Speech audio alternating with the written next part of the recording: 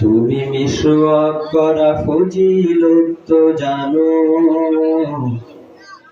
খাবার শেষে মিষ্টি মুখের হাদিসটাও মানো।